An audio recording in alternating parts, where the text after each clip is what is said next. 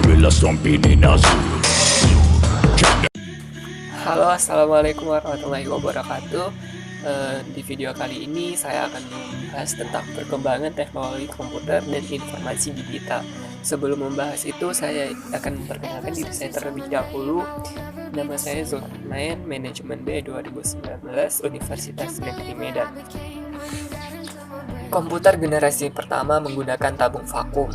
Tahun 1946 ialah tahun dibuatnya komputer generasi pertama dengan menggunakan tabung vakum sebagai komponen dasar pembuatannya. Tabung yang sebagai komponen dasar ini memang dikenal tidak efisien di beberapa aspek, sebab komponen tersebut cepat sekali panas ketika dipakai. Selain itu, komponen ini memerlukan daya listrik yang sangat besar dalam pengoperasiannya. Electronic Numerical Integrator and Computer adalah salah satu contoh komputer generasi yang pertama. Kemudian komputer generasi kedua yaitu transistor.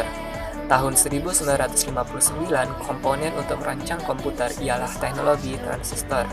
Tabung vakum yang berfungsi sebagai komponen dasar di komputer generasi pertama telah tergantikan dengan teknologi transistor. Komponen ini dinilai jauh lebih efisien jika dibandingkan tabung vakum. Sejarah komputer dan perkembangannya dengan menggunakan dasar teknologi transistor mempunyai ukuran lebih kecil dibandingkan tabung vakum. Daya listrik yang diperlukan lebih kecil untuk pengoperasiannya. Biaya pembuatan komputer generasi kedua juga jauh lebih terjangkau dibandingkan menggunakan tabung vakum di generasi pertama. Kemudian lanjut ke generasi ketiga, yaitu Integrated Circuit. Generasi komputer ketiga dimulai pada tahun 1965, di mana pada masa itu komputer ini dibuat menggunakan Integrated Circuit. Teknologi ini menggeser fungsi transistor sebagai komponen dasar komputer. Namun transistor masih tetap digunakan, akan tetapi ukurannya lebih diperkecil. Beberapa transistor yang berukuran kecil tersebut dimasukkan di IC bersama dengan resistor dan kapasitor. Komputer generasi ketiga ini menjadi komputer pertama yang dapat membuat operator berinteraksi menggunakan keyboard dan monitor dengan tampilan sistem operasi. Selain itu, komputer ini menghabiskan biaya yang lebih murah sehingga dapat dijangkau masyarakat umum. Kemudian selanjutnya, komputer generasi keempat, mikroprosesor. Komputer yang kita pakai saat ini merupakan komputer generasi keempat, di mana generasi keempat ini dibuat dengan menggunakan komponen dasar bernama mikroprosesor. Chip mikroprosesor memiliki ribuan transistor dan beberapa macam elemen sirkuit, yang mana saling terhubung menjadi satu.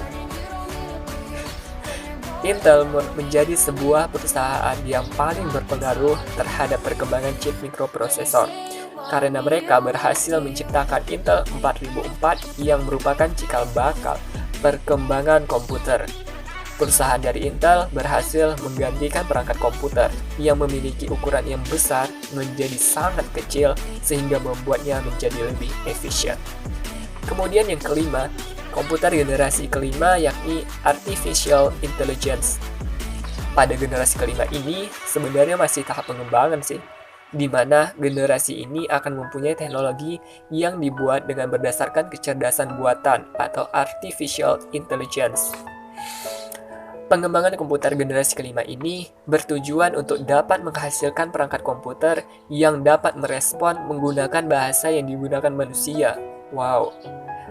Tidak cukup sampai di situ, komputer generasi ini diharapkan dapat mempelajari lingkungan di sekitarnya serta dapat menyesuaikan dirinya sendiri. Wow, keren banget. Jadi, semakin berkembangnya era digital, teknologi kini sangat memudahkan pekerjaan manusia, dan juga teknologi saat ini berubah menjadi teknologi yang sangat canggih yang lebih terasa sangat nyata. Dan di era sekarang ini, teknologi komputer sudah menjadi kebutuhan masyarakat di samping gadget karena menjadi salah satu teknologi informasi dan juga komunikasi. Ya, demikian penjelasan yang dapat saya sampaikan. Lebih dan kurang mohon dimaafkan. Terima kasih. Wassalamualaikum warahmatullahi wabarakatuh.